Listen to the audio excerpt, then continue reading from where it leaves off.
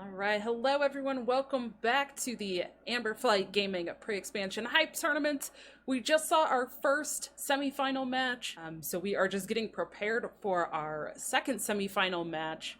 So, Kristine, do you want to talk about kind of what did these next semifinalists bring?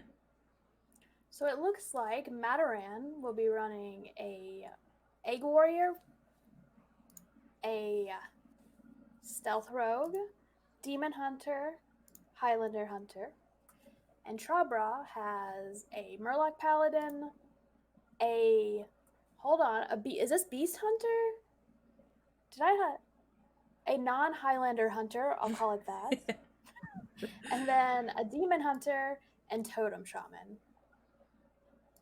Yeah, very interesting. Yeah, this hunter deck, I want to say Dragon Hunter, but I feel like it's even more aggressive of a list than the previous Dragon Hunters. Like this tops out at Rottnest Drake. And it has the Enrage package, which is super fast. It does. Yeah, double Og Merchants, an Amani Berserker, double Bone Chewer Brawlers, double Sharpshooters, double Battle Mage, Beaming Sidekicks, like all the ones. Yeah, this deck is fast. Ooh.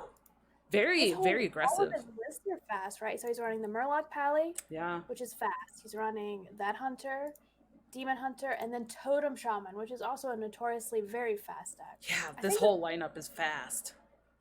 the most interesting decks for me to look at are the Demon Hunters. So they both are running Cobalt Spellkin, which we have not seen in a lot of iterations. I've seen in a few, because Cobalt Spellkin, it draws 2 1-mana spells from your class. And since Demon Hunter does not have a lot of cards, it very specifically only gets a few things. So you can really target your mana burns, your not Chaos Strike, your Slice, and then your Silence. And Ooh. Mataran is running the history buff with the Cobalt Spellkin as well, which is another newer card we've seen added to the new Demon Hunter. Yeah, and I really like the Spellkin edition in there with the Demon Hunter because right now there's really not there's like five, I think, 4 or 5 one cost spells. Like that's it. So Yeah. it's pretty like you can pretty much gather what you're gonna find. And I And I think you're like looking for your Slice, mhm. which is really, it makes you just so fast and so much reach at the end of a game. Yeah. I mean, and especially I mean it really just looks like this whole lineup is targeting Hunter from so let's talk about that, I guess. So Mataran brought the warrior as well, like you mentioned. I would kind of expect that to be banned then. Oh yeah, for sure. I'd be surprised if it wasn't banned because it is the anti super fast deck. Yeah. I suppose. Yeah. So looking at it from Mataran's side, what do you think Mataran bans in that super aggressive lineup? That's it's hard. Yeah. Do you ever ban Totem Shaman? No, you can't, right? Uh they're also maybe Demon Hunter. We did see a Demon Hunter ban last match with someone else who was playing a very aggressive lineup. Hmm. I don't know, what would you ban? I I don't know. I mean, part of me actually wants to ban the totem shaman. But okay. I don't even know. It's so difficult. I guess it's just gonna be a matter of which deck Mataran feels like can beat their decks more consistently. True. So which one feels the most consistent? Maybe the hunter? This really fast hunter deck? I feel like for me, if I was Mataran, it'd come down to what I feel least confident with my rogue. Because I trust my Demon Hunter to be fast, I trust my Hunter to be fast, but I don't trust my rogue to be fast. So whatever I feel most threatened by while my rogue is probably what I would ban. I think that's fair. It looks like the bans are in, so let me just get the update on that. And Hunter. It is the Dragon Hunter. wow, okay, yeah. So the warrior, like we expected, for Mataran being banned, and than that really aggressive hunter. So we won't get to see that, but we're gonna get to see some totems. I was excited Potentially. to see the fast hunter, but totems will be just as fun. Yeah, for sure. And we're just gonna This could wait. even be faster than last match. Oh my This gosh, it this might. could be fast. And then if that fast lineup wins, we're gonna have two fast lineups against each other. Yeah, and I mean that kind of just speaks to what these players are expecting to see in the meta, right? Like Hunter, after the nerfs, Hunter has kind of just become the big bad guy, so it's I know. being As a targeted. hunter player, I do not like it. Yeah. I don't like being the cool hip deck. I don't like being the best deck. Yeah, I'm just waiting until we start to see some decks come into the meta that kind of prey on all of these fast decks. It's just a little bit of a challenge right now, and especially in a format like this where you can ban, right? Because that's why we've kind of seen the warriors being brought, but then they just get banned out. So right. You'd have to bring multiple decks. I mean, I don't know. I don't know what to expect coming up yet. And even now, like, people are still looking to optimize decks, but we're also looking at the new cards. So some of us are still just waiting for the new stuff to come out before, putting a lot of effort into what there is now. Yeah, that's a good point too. Just looking to the future and seeing like what we can build. Yeah. I do feel like we see a ton of aggressive decks not long after like new expansions or a change, like the nerfs and stuff like that. It's like everybody just gravitates towards the fast aggressive decks, and then the meta has to start evolving from there. But and I think fast decks are easier to see when you look at like cards. Like when you're looking up ahead, you're like, oh, this is gonna be good. It has very, it's an aggressive deck. But when you talk about control decks, I think those take a little bit longer to build, and I think they also take more time to refine. Like even the no hands Egg Warrior, which is one of the best decks for this whole meta, took a while for him to finally like fine tune and get to the point where it was like the best deck. Yeah, absolutely. And it does feel kind of weird because we've had these changes, and like you mentioned, I mean, everybody's kind of looking at the new cards and all of that now. And so I feel like things are going to be evolving still, like right up until the expansion launches, and then we're going to have new cards, and then it's going to change again. It's just like, yeah. Which I feel like the people that can adapt the quickest, it definitely rewards them the most, right? I feel like I'm a player that when I do the best is when the meta is like stale. I know exactly what I'm expecting from my opponent. I'm like, all right, because I've gotten the time to practice all of those matchups and all of that. There's a quality that like you almost need as a GM or someone playing hyper competitively, because how many times have we seen new releases line up with like, oh, in 2 days there's also going to be a Masters tour and here's the new cards, Yeah, absolutely. When you're playing at those high levels, you've probably become used to it with how they do releases against their tournament schedule. Yeah. All right, it looks like we're jumping into the first game here. So we have Paladin versus Rogue.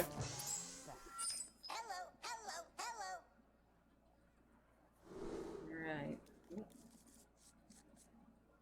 Okay. There we go. So Murloc Paladin coming in hot with the one drop. The mermaid. That's right. Whoop. All right. Draws into something to do on 2. That's always nice. Ooh, you have 2 3-drops. I mean, Coin Miscreant is always a solid play. Or you could draw a card with the Grey Heart.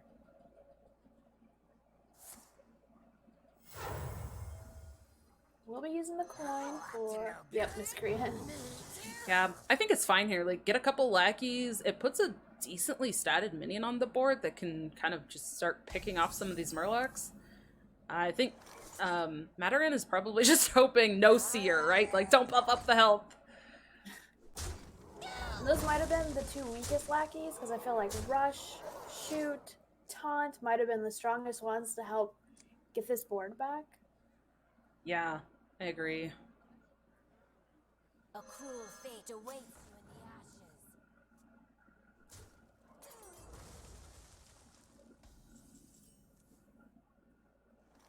Opting to make that trade.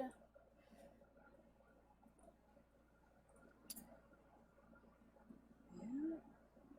That's a pretty good trade to make. So it Oh, yeah. definitely felt like it was really likely. I guess here it's just a little bit awkward, but Trabra gonna go in on just buffing the two Felfin, or the using the Felfin Navigator to buff the two Murlocs on board.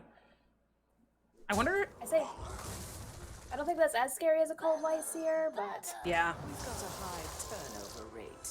Oh, Wow. interesting. Now this is after they play a lackey, get more lackeys. We're gonna see some lackeys here. Crazy lackiness. Here we go. All right. thinking about it. All right. Finds an ethereal Just lackey. eviscerate on the Navigator. Yeah. That's the safer play. But as Trabra, would you? I mean, do you have to kill this 2/3, right? It's just a huge Maybe. threat. Yeah. Oh, never mind.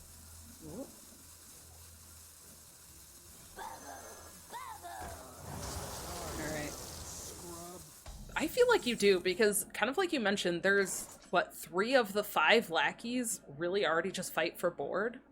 And again, I mean, this is another just severely board-based matchup. It's just so much value. Yeah.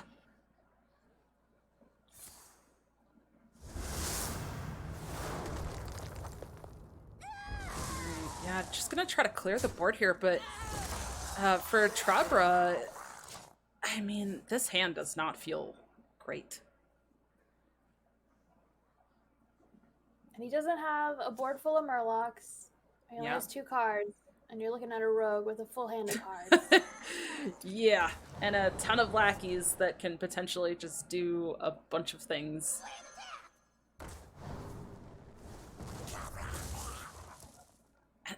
I feel like it's almost the opposite of what we saw last series, where this hand, like, they were both getting fairly empty, or they were fairly unimpactful, I guess.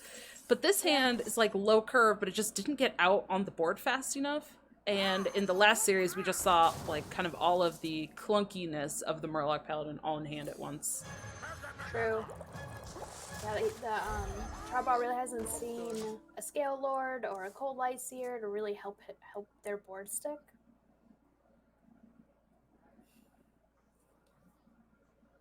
But we do see a Murgo McGurgle, which I know is one of Dawn's favorite cards, especially golden.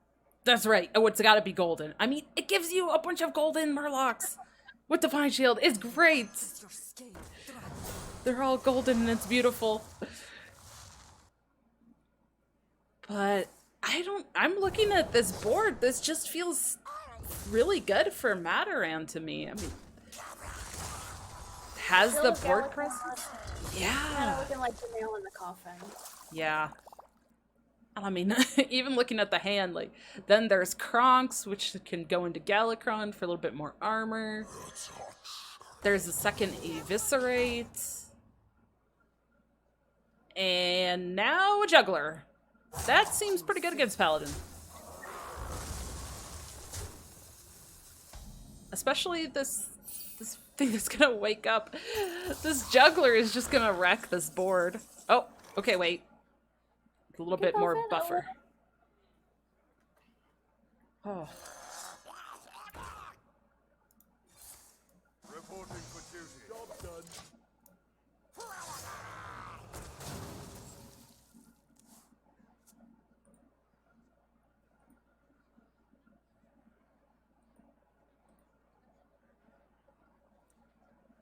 So much removal in Mataran's hand, though.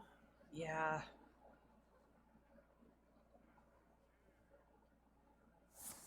And on top of that, he they did get a charge Murloc, which is Yeah. Yeah, that bluegill also looks pretty good. Like removal or extra couple damage to face. Home in the shadows. Wow, and even pings off little 1/1. From nothing. Power. let's see, did they run 2 consecrations?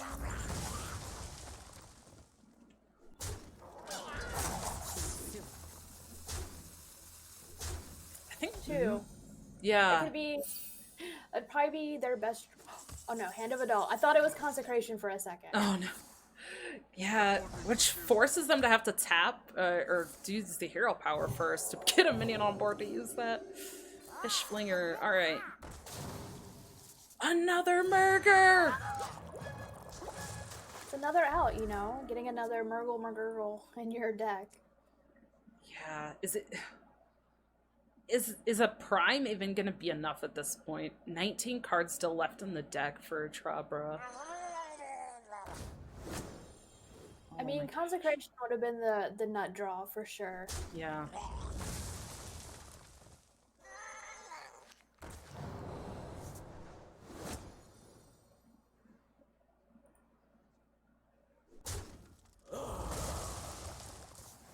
This is so crazy. I feel like we saw this a lot in the last series too. It's like these wide boards just coming out and then just sticking. Yep. Feels like one person can stick a board and the other one can't. Yeah. And you know what feels weird almost is that usually I feel like, especially with the aggressive decks, oh well, there's that out. Not quite enough board space. Is it enough? Come on, not Murloc. Oh. Oh no, another torment. Not quite the impactful prime. Do you just look for a Oh, you have the head crack. That's lethal, right? Right. Shoot, Lackey. Yeah, this is just a ton of damage here. So, Mataran taking the first game. Wow. Seems Crazy. like they just had perfect removal at the beginning to slow Murloc down just enough Yeah. so that they could take the board. Yeah, and that's twice now. I feel like we've seen Murloc Paladin just not get there, not really do Wow. do much. Come It's on, Totem. yeah, totems. Let's see if we see that, but I don't know. It feels so weird because I feel like after the nerfs hit, like we saw, if you looked at HS replay at what like the top decks were, yeah, Highlander Hunter was there, and then you'd see Murloc Paladin up there, right? Because it does so well against Hunter.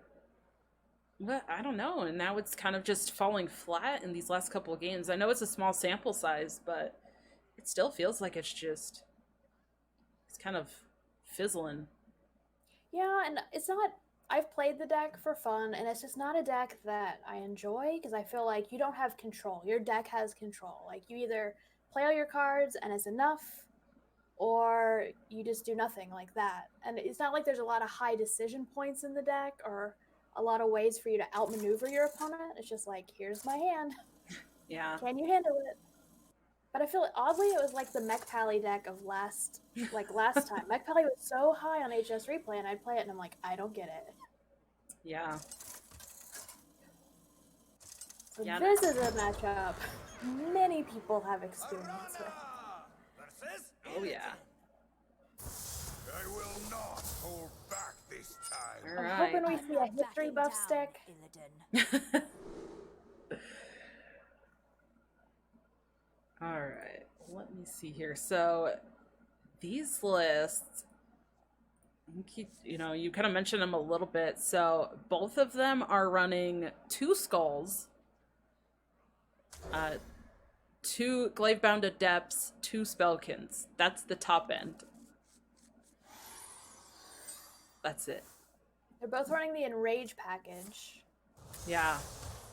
Like, Trabra has the Bone Chewer and Beaming Sidekick, which is really good in the mirror. Alright. Battle Fiend. Do we see... Nope. No coin coming out there. He's gonna take it slow. So I'd say the biggest difference is, so Mataran does have the history buff, while Trabra is running the Vulpera Scoundrel. It's kind of like the Spellcan. It just gives you a chance to discover very powerful spells, since most of Demon Hunter spells or cards are very powerful. I grow impatient. Yeah. It's pretty interesting, too, as well. In the same list as the history buff for Mataran, there's also only one Frozen Shadow Weaver, but Trabra is bringing 2 Frozen Shadow Weavers, which I think that those feel really good in the mirror. Yeah, definitely good in the mirror. Probably good against Warrior, if Warrior ever saw play in tournaments. Yeah.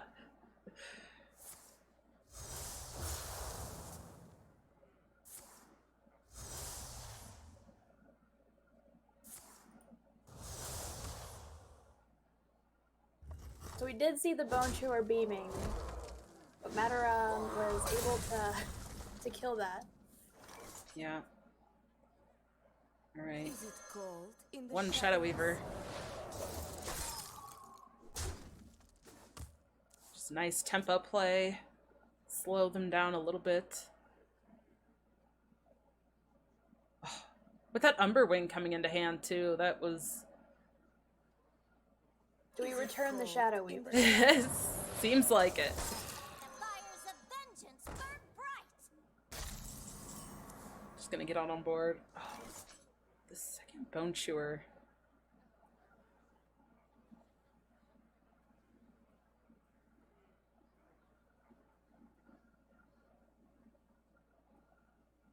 Yeah, this is slightly awkward. It feels like...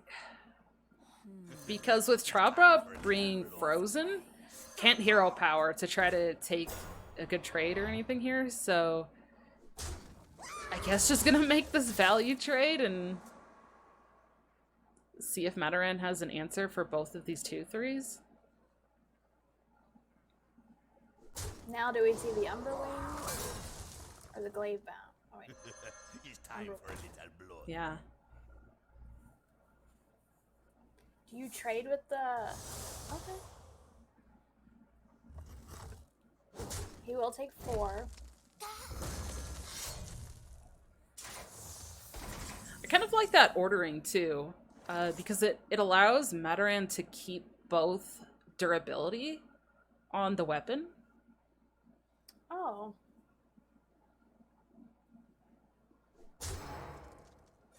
Do you see? Which will come in handy, of course, with this Glaive Bound. Yeah, absolutely. But I just noticed, his Altruist is in a very awkward position, right? Like, you don't want to play your Altruist in your Skull. Yeah. Yeah, now it's really awkward too, because now the skull can't come down this turn either. Which is kind of what you want to do, right? Like you mentioned, it's kind of backwards of how you want to play it. Generally, you want to play your skull and get the discounted cards to use with your Altruist on a following turn. But now that can't happen here.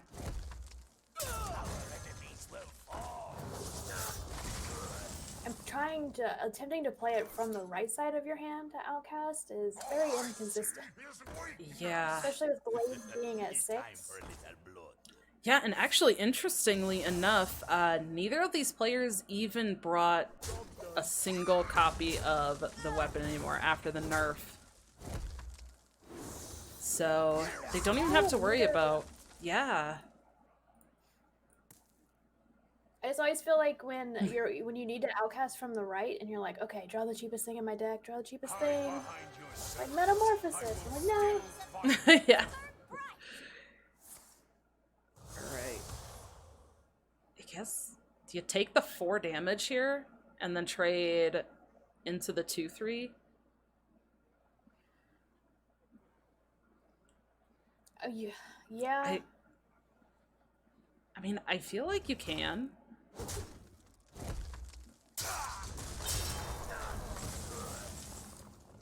So your opponent literally is just This is top scary. decking. Yeah. Yeah. Huh.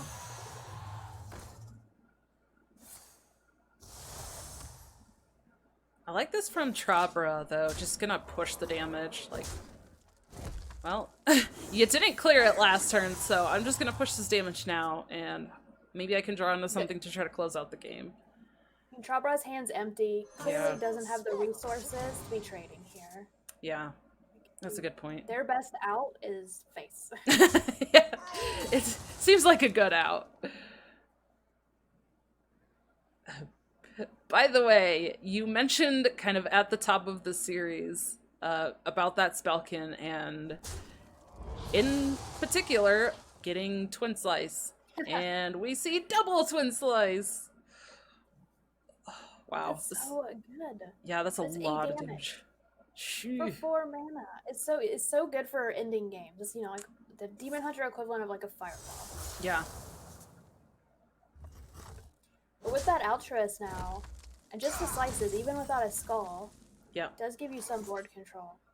Absolutely. And I think that's kind of why we saw that pause and the kind of deliberation about how to play those last turn. I think that's exactly what they're going for, but no, picking up something kind of clunky, getting And in it's the scary way. right now. Because Trabra could get a Glaive Bound, Meta, Yeah. there's so many cards right now. A Skull. I grow impatient. If you're Mataran right now, you're thinking, what's the best way to push the most damage Simple spell should do. and limit the draws that Trabra is being able to get to draw that lethal.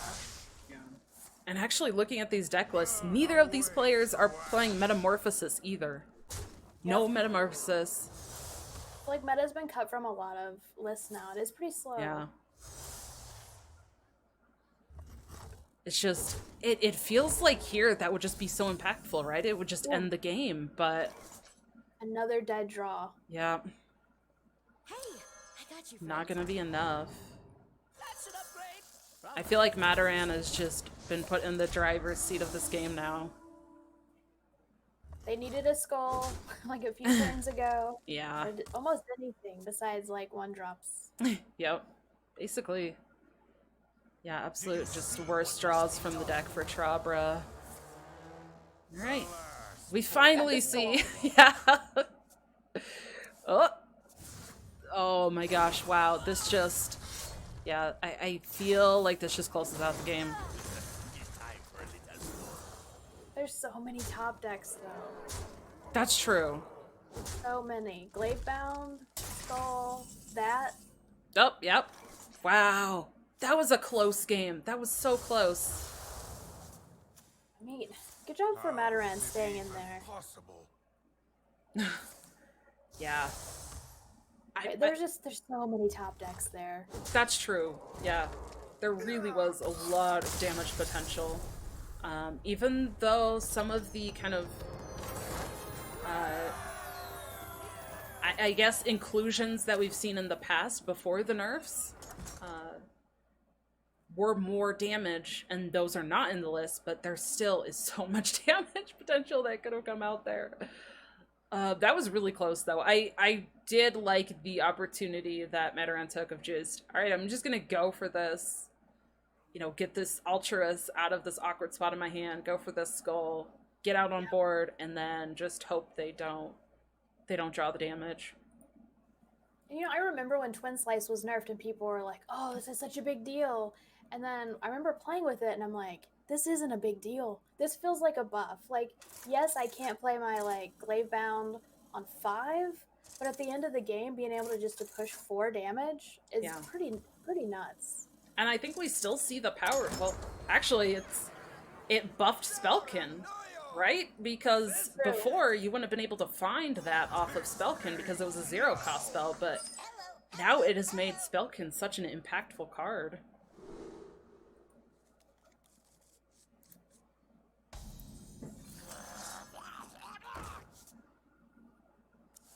Alright, we see Trabra coming back with the Murlocs, hoping to get a win. This is one of the better one-drops for Murloc Paladin. I got you, friend. And this is a very good turn 1 for Demon Hunter.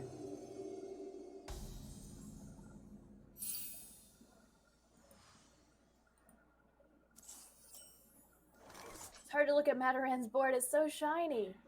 Even has the 500 wins on Demon Hunter. Yeah. That's way more impressive than the games that I've won with Demon Hunter. Right. Just gonna throw out a couple of reborns here. Hope to get on the board. Again, like, I feel like we're already seeing the same problem with this deck, though. Like, on turn 2, and there's now only 2 cards in hand. This is crazy. Yeah, there's like no draw. Yeah. I guess the only draw is just Hand of Adal, and that's it, really. I do feel like this is one of the decks that performs better on ladder than in a tournament setting. I agree. It has seemed to fall flat in a lot of the tournaments that it's been in. And I do understand where people are coming from with it to try to target that hunter like we keep talking about, but it just... It feels like you have to hit that matchup, and then even within that matchup, you have to hit a good curve.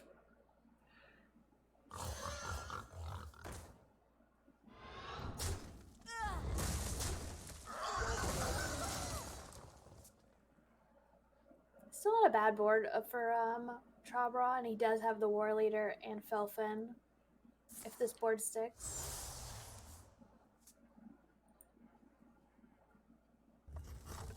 And Altruist is really good in this matchup as well.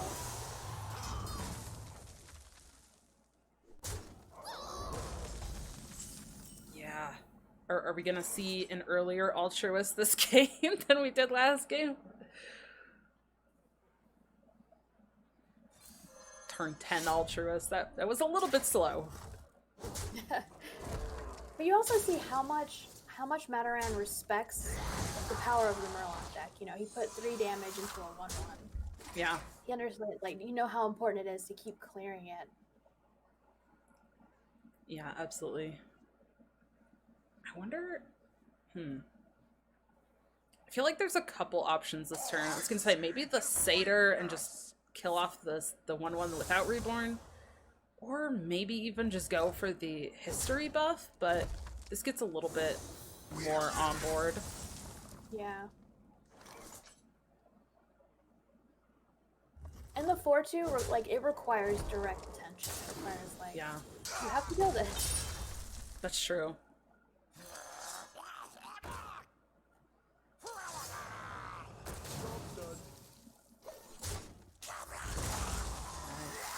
I really like the use of that Felfin as well. Just getting that Navigator down for basically a value trade. Because like you said, it's so important to get rid of that. It needed attention then. Right. Do you feel like history buff deserves the same attention? You know, I feel like maybe it's fine because this 4/4 gets the value trade. If it had to take too much, maybe it wouldn't be worth it, but I don't mind killing it off here.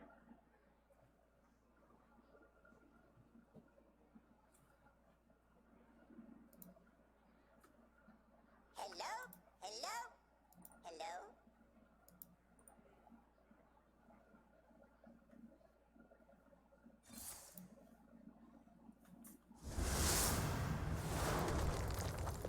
Alright, just gonna try to clear the board. Still makes the trade though, yeah. Still important enough to kill off. Do you see what must be done? Maybe an earlier Altruist than normal Altruist. That's kind of a beefy Altruist too. It's been working out a little bit.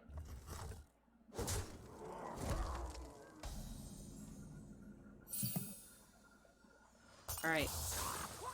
Both of these decks having very small hand size here. Gonna kind of be entering into some top deck modes. Trabra probably wishing they could attack with something right now and kill that Ultras. This board is just gonna be dead. It does feel really bad leaving an Altruist on the board. Yeah. Hide behind your servants. I will still find them. Probably. Yeah. Wow. What a swing turn there. Have we seen a weapon? We have not, have we? No. the Underwhelm. We did. Yeah. I just don't know what you can even find from this that's gonna be enough. I just don't think there's anything. You can't even consecrate now that it has a divine shield, right? Yeah.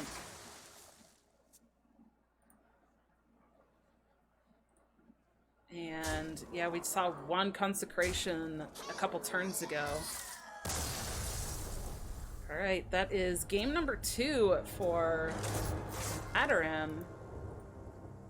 And this Murloc Paladin just not doing it. Not, Underwhelming so far.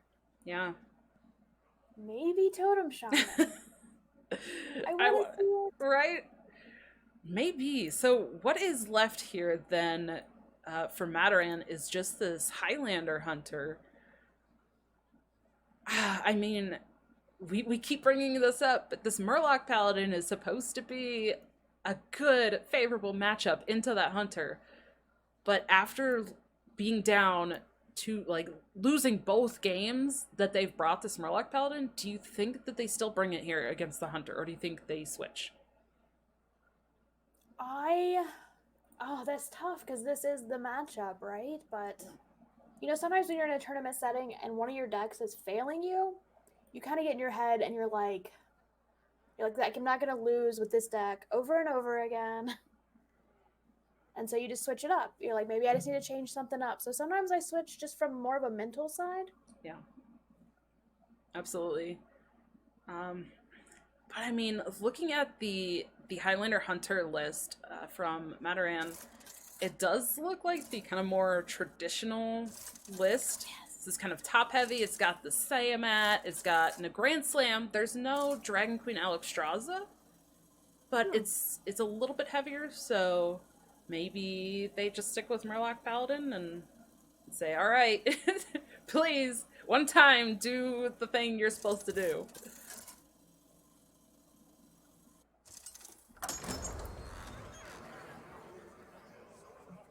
Alright. Oh, it's the shaman! Versus Shaman time. Let's begin. Well, this is a really good hand for the Shaman. I don't know, though. This is not a deck I'm very familiar with. I know to play against it, you kill every totem that hits the board. No matter if you think it is not good enough to kill, it is good enough to kill, because they multiply as soon as you blink. Yeah. And again, this matchup, you know, I have played at least some games with this Totem Shaman, and yeah, it feels so board dependent. Like, if you just lose board, your support cards do nothing. Kind of like we see this Bloodlust in hand, this Totemic Surge. Like, if there's nothing on board, these cards just don't do anything. So having a board is so important. And again, we see that one drop with the Hunter.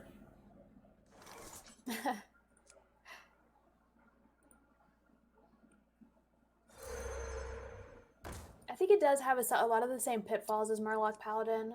It does have things like Evil Totem, and does this one on Mana Tide Totem, or at least they have some draw. At least they have ways to get more cards in their hand. Right. Yeah, and it's running the 2 of those Mana Tide Totems. It also is running 2 Serpent Shrine portals, so there could be a little bit... Oh, and speaking of, so at least a little bit to clear something up from the opponent's side and get something on their own board, which hopefully is enough, but this definitely has felt like a really slow start for the Totem Shaman. And Totem Shaman just needs one board to stick, right? And then it starts just going crazy. That's an upgrade. With Probably. like Totemic Reflection and Yeah.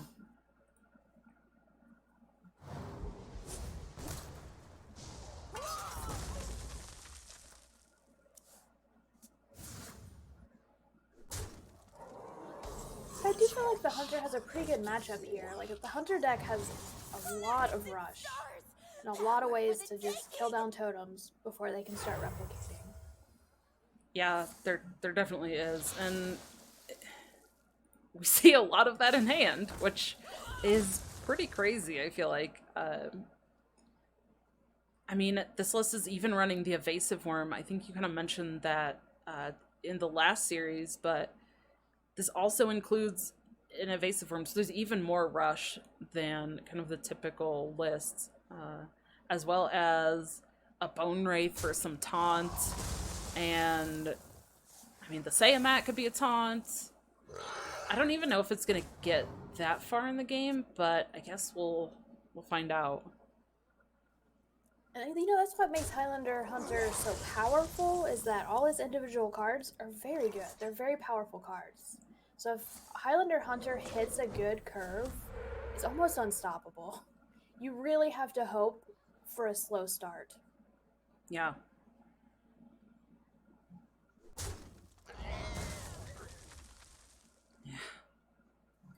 Overcharged and That overload making things a little bit awkward right now. It does seem like Tra is just trying to get something to stick. Yeah.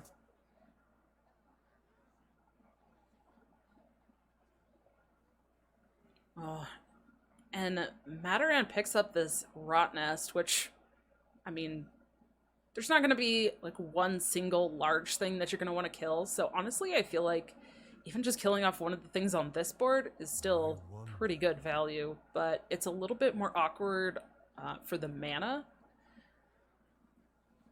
And I do think the Griffin gets the Zixor Prime here. I do not believe they are running Faceless. Let me double check, but I don't think so either. No Faceless. So yeah, it would guarantee. In your head. Like, knowing you want that for turn 8 always. Yeah. I mean, I kind of like just this Unleash and the Diving Griffin. Really, kill off 2 things on board. Actually, you could kill all 3 if you also trade with the Biggle Whelp.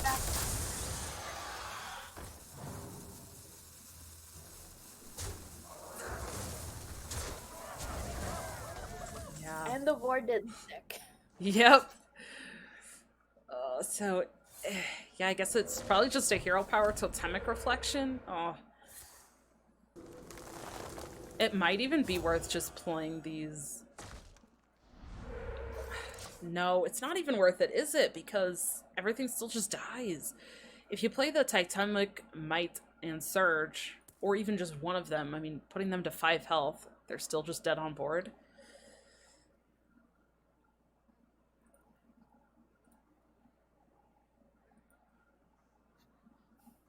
I wonder. That's what's so tough. They have so many great cards, Yeah. but they need something to stick. It was like Murloc, right? They Yeah. had the Cult Light Spear, they had the Scale Lord, but nothing was sticking. That could have helped. That could have helped a couple turns ago, but it's a little bit too late now.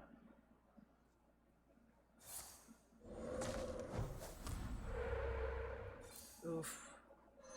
I feel like Trabra was really hoping for a taunt totem there. Just like, please, just give me taunt. Something better. Yeah. But yeah, emotes coming out from both sides. Looks like that is just going to close out the series. And we see Mataran moving up into a 3-1 here.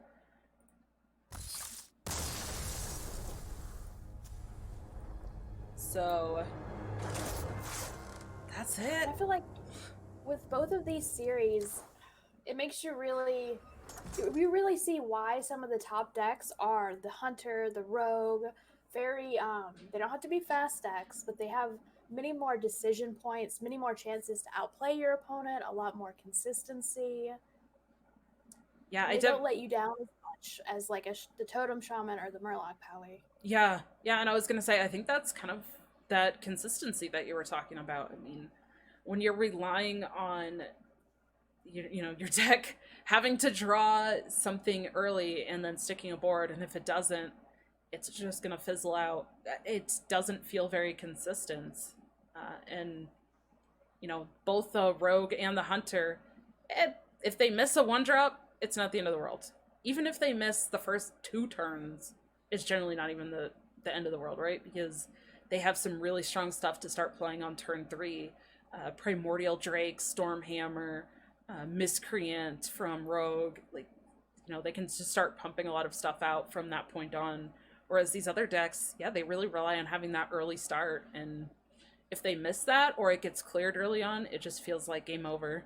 And I feel like those are like very like hard games mentally on you because you just can't do anything. You're just sitting there like, Yeah. oh, it's over. I can't do anything. When the more consistent decks, you still have opportunities. You're still like, I could draw into this and do this, this, and this.